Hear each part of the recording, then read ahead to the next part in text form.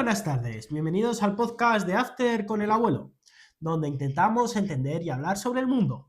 Exacto, hoy traemos un episodio cargado de noticias exclusivas y temas que nos afectan hoy en día, como guerras y la situación ferroviaria en España. Todo esto sin posicionarnos. Exacto, compañero, hablaremos sobre conflictos internacionales, política, historia y vías ferroviarias, todo en un mismo episodio. ¡Comenzamos! Y empezamos con la primera de las guerras que vamos a tratar hoy, la guerra entre Rusia y Ucrania. Aunque las tensiones vienen de mucho antes, esta guerra dio comienzo el 24 de febrero de 2022, cuando Rusia tomó la decisión de lanzar una invasión a gran escala sobre el territorio ucraniano, concretamente en la capital del país, Kiev. Exacto, desde entonces ambos bandos han estado constantemente articulando ofensivas de un país a otro, tanto de Rusia a Ucrania como de Ucrania a Rusia.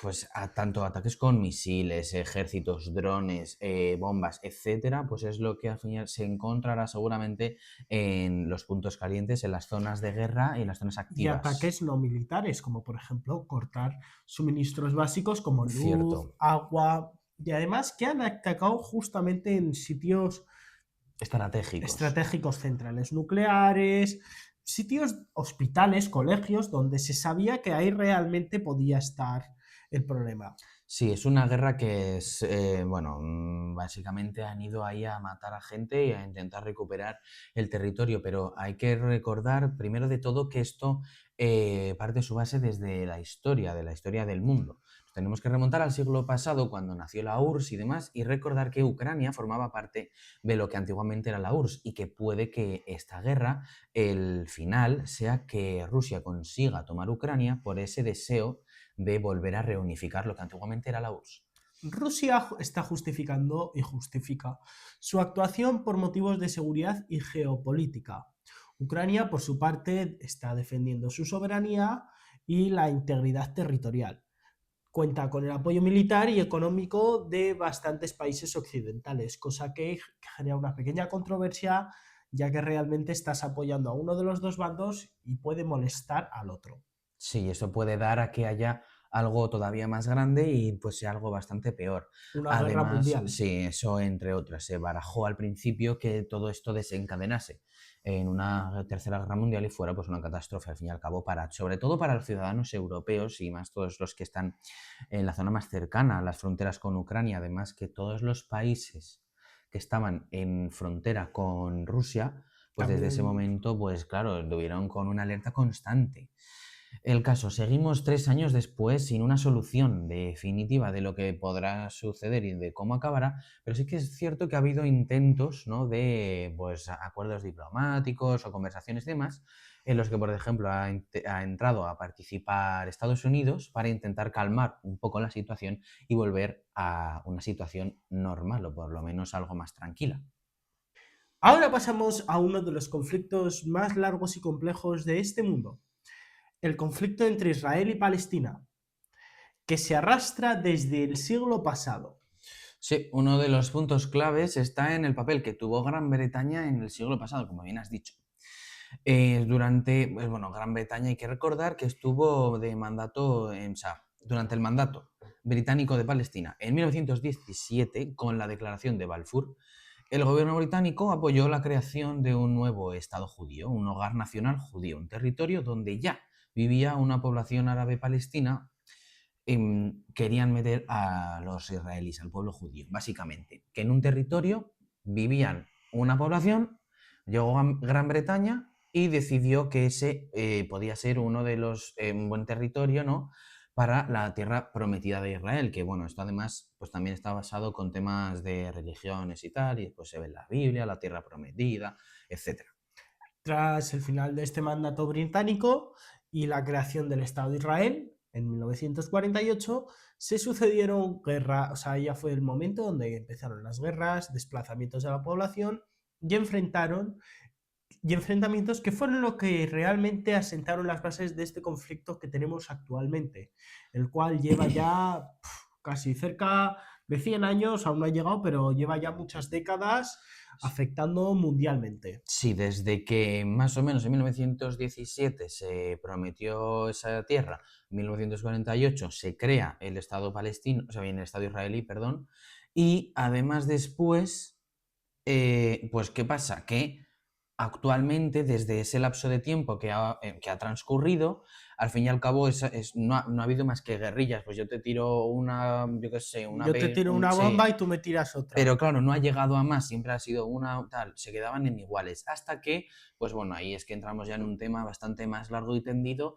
que pues Palestina se pasó, Israel pues un poco también, y al fin y al cabo Palestina la acabaron liando entre los dos, y al final Israel, pues como tiene muchísimo más poder y mucho más ejército que Palestina, pues claro, la medida con la que contraatacó, pues al final, que fue un poco desproporcionada, pues la verdad que un poco sí, pero al fin y al cabo él se defendió y al fin así han seguido hasta lo que conocemos actualmente. La guerra comenzó más o menos en 2023, o sea que van a hacer este año ya 3, y el La guerra conflicto, actual, que fue cuando ya se sí, pasaron, sí, como porque determinado lleva de guerra, o sea, de decir, ahora entramos en guerra, comenzó hace más o menos 3 años. Y pues desde ese momento la verdad que también aquí ha intervenido Estados Unidos para intentar tener un papel mediático y calmar un poco el tema, pero tampoco o sea, no se ha zanjado todavía. Está más o menos como Ucrania, pero con menos años. ambas partes se acusan mutuamente de violar el derecho internacional, mientras que la comunidad internacional intenta mediar sin casi ningún éxito ni encontrar una solución duradera. Al final ya se están empezando a meter otros países como Estados Unidos para conseguir esa negociación que hubo en un punto donde llegaron a firmar un acuerdo de paz, el cual Acabó se siendo incumplido, acabó siendo básicamente. incumplido a los pocos días Sí. y se volvió a comenzar pues como se está ahora mismo. Sí, y así pues esto ha sido pues tira y afloja Sí, es también, la pescadilla que se básicamente. muerde la cola. Volvemos a empezar, paramos, volvemos, volvamos, ponemos. Y así al fin y al cabo es como se generan pues prácticamente todas las Todas las guerras. Ya lo guerras, veíamos todas. en el momento de Sí. Rusia-Ucrania, pues que al fin y al cabo por cosas que habían sucedido en el pasado, pues ahora se quería pues como por ejemplo retomar otras cosas y aquí pues ya se ve que lo que pasó hace 100 años, porque desde 1917 hasta ahora pues ya han pasado 100 años y desde la creación del pueblo israelí hasta hoy pues quedan poco tiempo, más o menos 20 años para hacer los 100, pero vaya que tiene bastante tiempo. Y ahora hacemos una pasada rápida. Viajamos a África, concretamente a Nigeria. Allí se han denunciado en los últimos años una violencia muy grande y grave que afecta a comunidades cristianas. Sí, algunas organizaciones hablan de cifras bastante escalofriantes y Espeluznantes. espeluznantes. Sí. Hablan de unos 7.000 asesinados y otros 7.000 perseguidos. Estas personas pues, se encuentran en esta civilización, esta ciudad, está en un estado bastante peligroso. Además, otros organismos y expertos dicen que, pues bueno, puede que no sean, que la situación que nosotros estamos viendo desde fuera sea muchísimo más leve de lo que parece, o sea que allí está pasando algo bastante grave como tal. En Nigeria hay muchos factores que afectan, como el terrorismo yihadista, conflictos entre comunidades, disputas por tierras y recursos y una grave falta de seguridad. Esto está llevando a que una gran cantidad de cristianos se están viendo perseguidos y afectados. Sí, el resultado de todo esto, al fin y al cabo, es una población civil atrapada en lo que digamos, ¿no? Un contexto de una violencia y una persecución constante y una crisis humanitaria que rara vez ocupa titulares internacionales. Seguramente esto puede, en la tele prácticamente no se habla o No, no se ha prácticamente no, visto. no se habla. Pues solo se ve o buscándolo tú de tu propia manera o que te salga en alguna página alternativa de lo que son los medios convencionales. Y a continuación nos vamos hasta Sudamérica, el continente. ¿Qué tenemos de vecino? Cruzando el charco, vaya. En el caso de Venezuela, la relación con Estados Unidos siempre ha sido también como de un tiro y afloja, bastante tensa. Durante varios años, con tanto sanciones, quizás multas, persecuciones y acusaciones cruzadas, vaya. Según informes recientes, Estados Unidos habría llevado a cabo una operación directa contra el gobierno venezolano, provocando un cambio en el liderazgo provisional y reabriendo el debate sobre la legalidad y consecuencias de este tipo de intervenciones, la cual, con lo bien ejecutada que estaba, debía de llevar tiempo y tiempo y tiempo preparándose. Sí, totalmente. Además, una vez todo el tema de la captura de Maduro, se va Maduro de Venezuela, se lo llevan a Estados Unidos, Maduro y su mujer. cierto, es verdad. Nos encontramos con un país, Venezuela, completamente un sillón vacío en el poder. ¿Y quién aparece? La figura de Delcy Rodríguez. Este nombre puede que sí que se haya escuchado más y que lo hayáis escuchado más, porque además de autoproclamarse presidenta, si no recuerdo mal, Sí, como sí. persona que dirige, ¿no?, a partir de ahora el país, está relacionada directamente con la política española. Esto ha sido, vamos, cuando todo el mundo se Una enteró, bomba. claro, literalmente. Entonces, claro, ver que ahora una persona que estaba con todo el tema, que si el caso Coldo, las tramas de corrupción, etcétera, aparezca en la política española y además en Venezuela, pues bueno, deja bastantes preguntas con muchas posibles respuestas. Como bien dice Pablo, su nombre ha sido muy vinculado en España a distintos episodios controvertidos como su visita a Madrid, pese a sus restricciones de entrada. Recordemos que pasó por el aeropuerto de Zaragoza, donde la gente dijo, ¿pero qué hace aquí? ¿Cuándo no podía estar? Y a investigaciones relacionadas con el llamado caso Coldo, una trama de corrupción que afecta a exdigerentes y entornos del PSOE, los cuales recordemos que dos de ellos ya están dentro de prisión y la gran mayoría están siendo investigados el propio dirigente del partido y presidente del gobierno de España. Sí, se está llevando una gran labor por parte de la UCO y un esfuerzo bastante considerable para estas personas que lo desarrollan. Más que nada, así como dato, ¿no? Está en la cárcel ahora mismo, si no recuerdo mal, Coldo, Santos Cerdán y Ábalos, Ábalos y Coldo. Santos Cerdán también, o Sí, no, porque sacaron a uno, creo, y luego no lo sé. algo así. Esos tres seguro 100% que por lo menos han pisado la cárcel y puede que alguno de ellos haya salido. Pero vamos, que ya no se queda ahí. También han investigado al hermano del presidente, a la mujer del presidente, al círculo cercano del presidente, a un montón de la cúpula más cercana. Cerramos el programa con un tema que por desgracia se ha convertido en el protagonista de la actualidad española: los trenes y el estado de nuestra red ferroviaria. Sí, el punto de inflexión ha sido el último accidente provocado podríamos decir que por parte del mal estado de las vías y el descarrilamiento del tren Irio y un Alvia de Renfe. Este suceso ha dejado 45 fallecidos y casi 300 heridos. Además, cabe destacar que varios de ellos están en la UCI. Esto es un golpe durísimo que ha reabierto nuevos debates y críticas sobre las infraestructuras y cómo está actualmente nuestra situación y si de verdad el tren es seguro, como dicen. Se sabe que colisionaron, o sea, que iba el tren Irio por la vía, se notó un bache, se salió y vino un tren Alvia y chocó con el tren Irio que estaba en su vía. Los del tren Alvia estuvieron más de casi una hora esperando ayuda médica y para ver si les venía alguien a ayudar, porque solo sabían que estaba el Irio, nadie sabía, la Guardia Civil no sabía que había un Alvia más lejos. Y este no es un caso aislado. En Cataluña, la red de Rodalías vuelve a estar en el centro de la polémica, con descarrilamientos, interrupciones constantes del servicio y averías recurrentes, que afectan cada día a miles de usuarios. Actualmente hay dos accidentes en Cataluña: uno en Gélida, que ha provocado el fallecimiento del maquinista, y 20 heridos, de los cuales 4 están graves. Sí, a todo esto además se suma un problema clave del que cada vez se habla menos y lo explica prácticamente todo. En numerosos tramos de la red ferroviaria de España, por ejemplo, además están el de la que va de Ourense, Santiago de Compostela, Madrid-Valencia, y en un tramo de aquí de Zaragoza, se ha decidido por el mal estado de las vías, reducir la velocidad a 160 km por hora en diferentes puntos.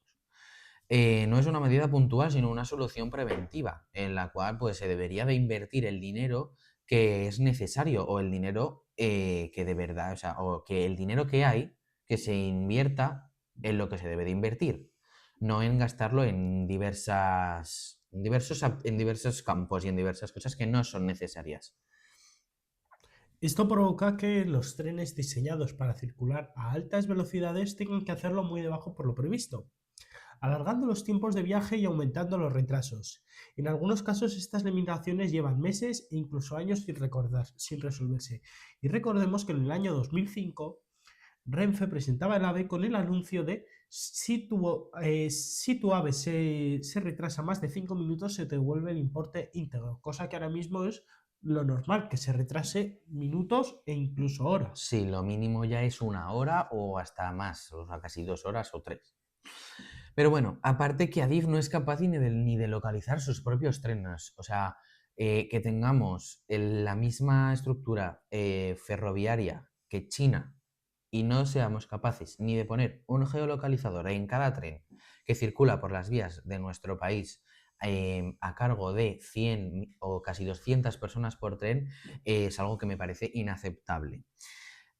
Además, volviendo al foco del problema en Adamuz, se sabe que los trenes que pasaron antes de Lirio tenían muescas en las ruedas y el propio tren Lirio que descarriló tiene muescas en las ruedas de los vagones 1 al 5. ¿Esto qué quiere decir? Que había algo que en la vía que provocó algo. No se sabe el qué, pero lo que también se sabe es que hay un hueco de 30 centímetros en la vía. Todo apunta a que eso sea el causante del problema. Y no es lógico que haya un hueco de 30 centímetros en la vía, ni tampoco que descarrile un tren. Todo esto sabiendo que el año pasado se reformó esa misma vía, pero que por... Pero que se reformó y aún sí, así desde el año 2022 han detectado 20 fallos en la vía donde ha ocurrido el trágico accidente. es algo bastante impactante. Cada día descubre una cosa nueva y, bueno, en este caso minuto a minuto, casi, casi. A continuación, si nos vamos a la zona sureste de Cartagena y la región de Murcia, el servicio de cercanías tampoco se libra. Aquí las limitaciones de velocidad impuestas en varios tramos también han pasado factura. Trenes que se detienen por seguridad, retrasos acumulados y, si no recuerdo mal, aquí fue donde un cercanía se chocó con una grúa. Sí, que justo el brazo de la grúa se movió y le golpeó al tren. Exacto. En Asturias el problema es todavía aún más estructural. El material ferroviario está anticuado y trazado con restricciones permanentes de velocidad, que hacen que el tren pierda competitividad frente a otros medios y que los tiempos de viaje resulten poco atractivos para los usuarios. Además, porque valoramos que muchos usuarios prefieren el tren por la velocidad y en otros casos les frena coger el tren por el precio. Pero También. viendo que casi llegas a la misma hora yendo en un autobús que en un tren, pues te sale muchísimo más económico y es normal que la gente ya se esté yendo a esas alternativas. Sí. Además que, si no recuerdo mal, en Cantabria hace unos años, a nuestro gobierno se le ocurrió comprar trenes más grandes que los que caben por el hueco de un túnel. Sí, es verdad. Algo que dices tú, bueno, algo que es tan fácil como coger un metro y decir, venga, de aquí a aquí tanto y de aquí a aquí tanto, vamos a comprar. Si mide 1 metro, venga, pues vamos a comprar un tren que mida 1,5 metros. Perfecto, va a entrar de maravilla. Pero bueno, es algo que pues nadie sabe por qué sucede. Además, todo esto ha generado un debate nacional sobre inversiones y sobre quién es el responsable del mantenimiento. Adif, Renfe, operadores privados o las administraciones. Y sobre todo, el modelo ferroviario español ha priorizado la alta velocidad y las imágenes frente al ciudadano de la red convencional. Antes de terminar, hace pocas horas el presidente de España, Pedro Sánchez, ha pedido comparecer en el Congreso para explicar la crisis ferroviaria que el tren genera en España.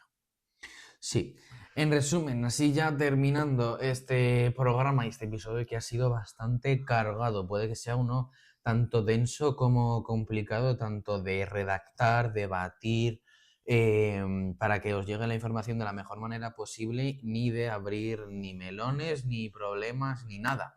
Pero bueno, España presume de trenes rápidos con vías que pues se equiparan a la velocidad de un burro.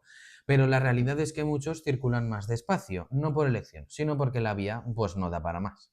Y eso tarde o temprano acabará pasando factura. Lo que ha pasado este fin de semana, pues a lo mejor nos podría haber pasado a cualquiera de nosotros, un familiar, amigo, o incluso pues que te haya tocado con toda tu familia en el tren, como hay casos de personas que les haya pasado.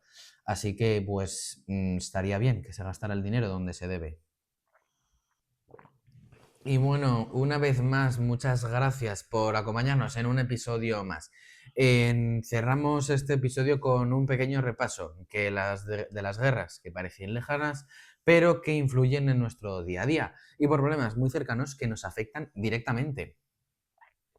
Gracias por escucharnos un día más en este podcast de After con el abuelo. Esperamos haber aportado un gran contexto, información y alguna reflexión para seguir pensando después de apagar nuestros micrófonos y nuestras cámaras. Muy buenas tardes, pasar un buen día o fin de semana y nos vemos en el próximo episodio. Hasta luego. Adiós.